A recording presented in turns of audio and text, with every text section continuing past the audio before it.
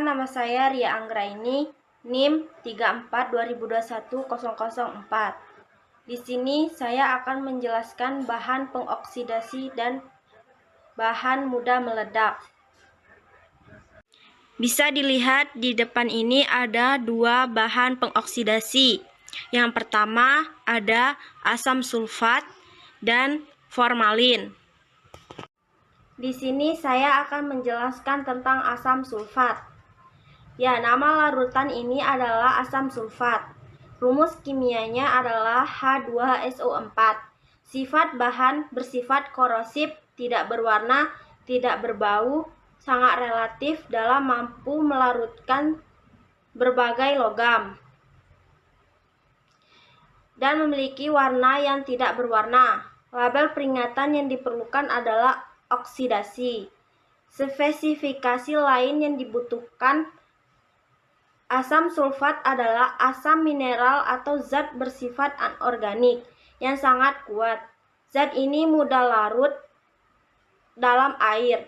Sebagai perbandingan komposisi, asam sulfat memiliki rumus kimia H2SO4 dan memiliki massa molar sebesar 98,8 gram per mol. Di sini saya akan menjelaskan bahan yang kedua, yaitu formalin. Rumus kimianya adalah CH2O. Sifat bahan mudah terbakar, berbau tajam, tidak berwarna, dan mudah dipolimerisasi pada suhu ruangan. Warna formalin adalah tidak berwarna. Label peringatan yang diperlukan adalah oksidasi. Spesifikasi lain yang dibutuhkan: formalin larutan yang tidak berwarna dan baunya sangat menusuk di dalam. Formalin terkandung sekitar 37% formaldehid dalam air. Biasanya ditambahkan metanol hingga 15% sebagai pengawet. Formalin dikenal luas sebagai bahan pembunuh hama dan banyak digunakan di industri. Selanjutnya, saya akan menjelaskan bahan yang mudah meledak. Yang pertama adalah natrium nitrat, dan yang kedua adalah azidozaidik azait. Saya akan menjelaskan larutan natrium nitrat. Rumus kimianya adalah NaNO3. Sifat bahan mudah larut dalam air. Gliserol alkohol mempunyai titik lebur pada temperatur 380 derajat Celcius serta meledak pada temperatur 1000 derajat Celcius. Warna natrium nitrat adalah tidak berwarna. Label peringatan yang diperlukan adalah mudah meledak. Spesifikasi lain yang dibutuhkan: natrium nitrat merupakan kristal bening, tidak berwarna dan tidak berbau. Bahan kimia ini mempunyai sifat-sifat yang mudah larut dalam air. Gliserol alkohol mempunyai titik lebur pada temperatur 380 derajat Celcius serta meledak pada temperatur 1000 derajat Celcius. Yang kedua, saya akan menjelaskan tentang azidozaidik azait. Rumus kimianya adalah C2N14. Sifat kimianya adalah tidak stabil dan sangat relatif. Warna azidozaidik azait adalah gas berwarna kuning. Label peringatan: mudah meledak. Spesifikasi yang diperlukan: azidozaidik azait, zat kimia yang paling mudah meledak. Hal itu dipicu oleh akan nitrogen yang terkandung di dalamnya bergerak bebas sehingga akan bersatu dan menghasilkan daya yang luar biasa kuatnya. Sekian penjelasan dari saya tentang bahan pengoksidasi, dan bahan mudah meledak. Larutan bahaya bagi lingkungan di sini adalah larutan asam klorida. Saya akan menjelaskan tentang asam klorida. Nama larutan ini adalah asam klorida. Rumus kimianya adalah HCl. Sifat kimia asam klorida adalah cairan kimia yang sangat korosif, berbau menyengat, dan sangat iritatif dan beracun. Larutan ini termasuk bahan kimia berbahaya. Warna asam klorida adalah tidak berwarna sampai dengan kuning pucat. Label peringatan adalah berbahaya bagi lingkungan.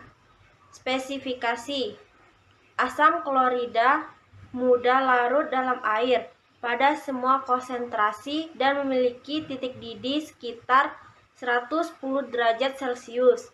Asam klorida bersifat korosif, yang berarti akan merusak dan mengikis jaringan biologis bila tersentuh.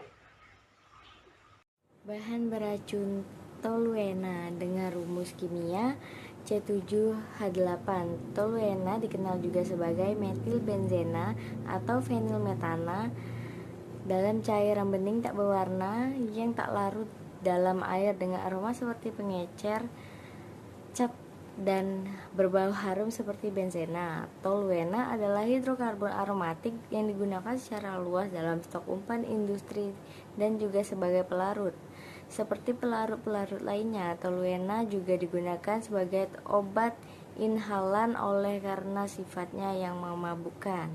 Yang kedua, asam sulfat dengan rumus kimia H2SO4 merupakan asam mineral anorganik yang kuat.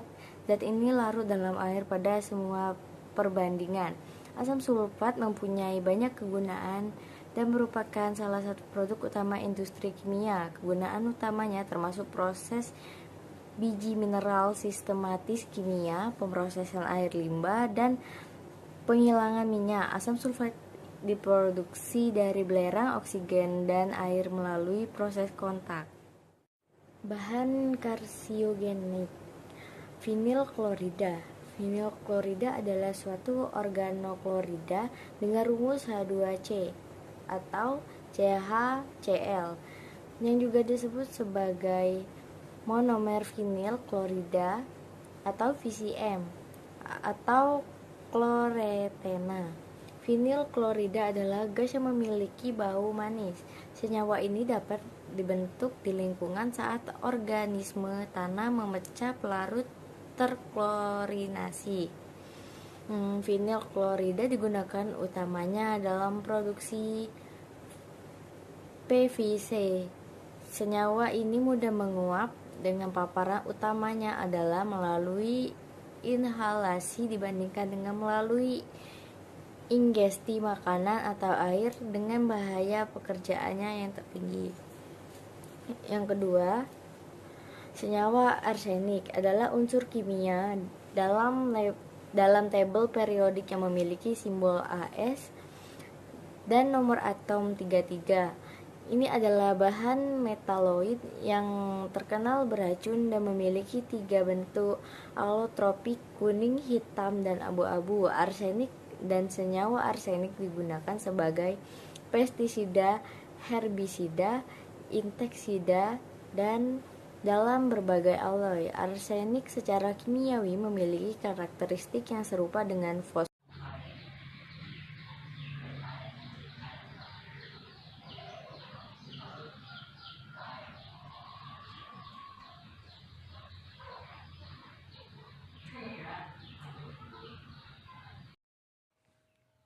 Assalamualaikum warahmatullahi wabarakatuh. Saya Walia Wijayani dengan nomor NIM 3420210119 akan menjelaskan beberapa bahan kimia yang dapat menyebabkan: 1. Iritasi, yang kedua korosif, yang ketiga berbahaya terhadap lingkungan.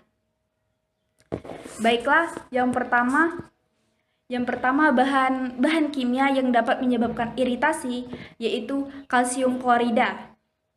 Kalsium klorida atau CaCl2 berbentuknya seperti padatan kristal tidak berwarna, sangat larut dalam air, berbentuk seperti garam.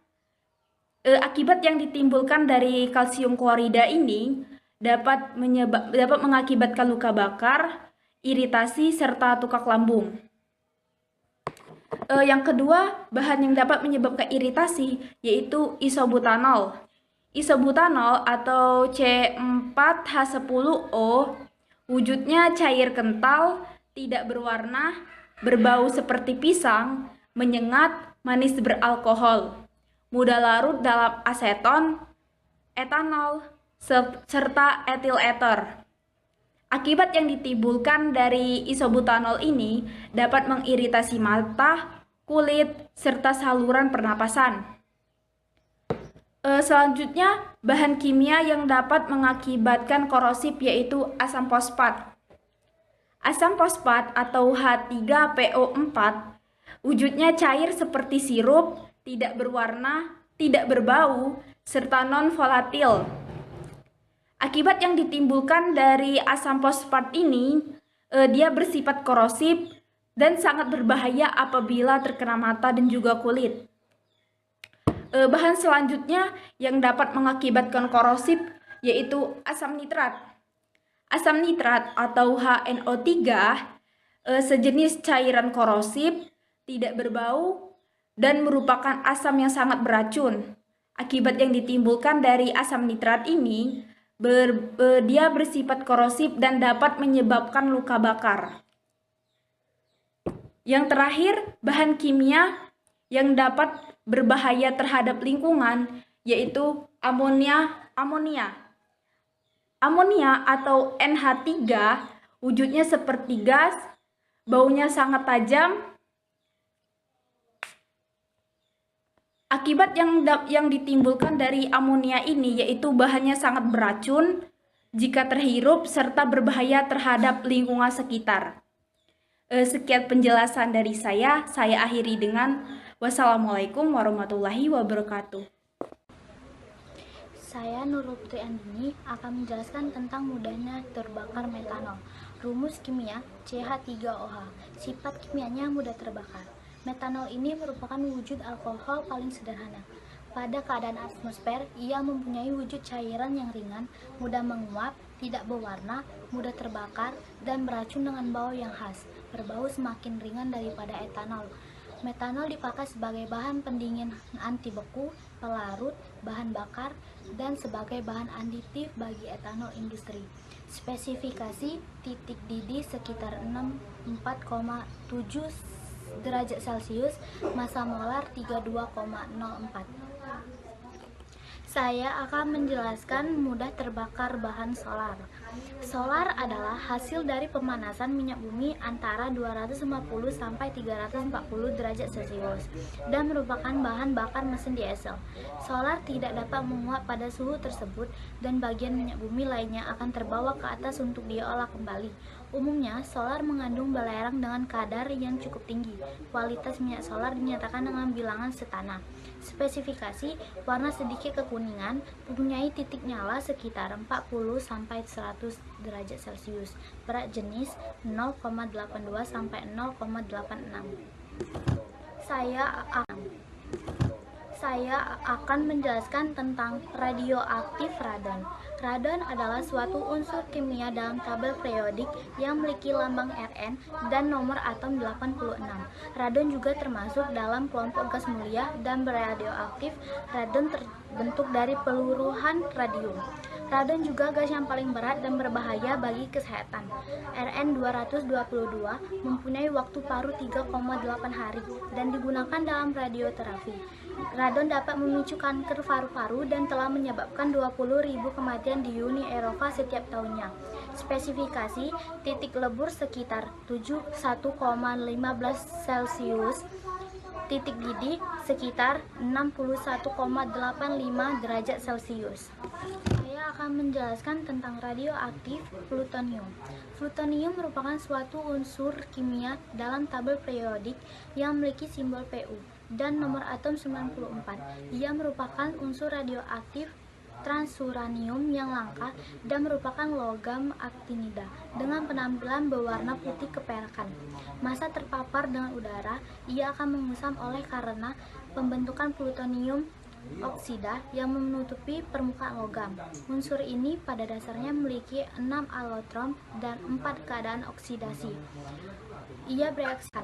Masa terpapar dengan udara, ia akan mengusam oleh karena pembentukan plutonium oksida yang menutupi permukaan logam. Unsur ini pada dasarnya memiliki 6 alotrom dan 4 keadaan oksidasi. Ia bereaksi dengan karbon, halogen, nitrogen, dan silikon. Masa terpapar dengan kelembapan udara, ia akan membentuk oksida dan hidrida dengan volume 70%, bertambah agung dan menjadi bubuk yang bisa menyala secara spontan. Ia juga merupakan racun radiologis yang bisa berkumulasi dalam sumsum tulang. Spesifikasi titik didih sekitar 322,8 derajat Celcius, titik lebur sekitar 639 derajat Celcius.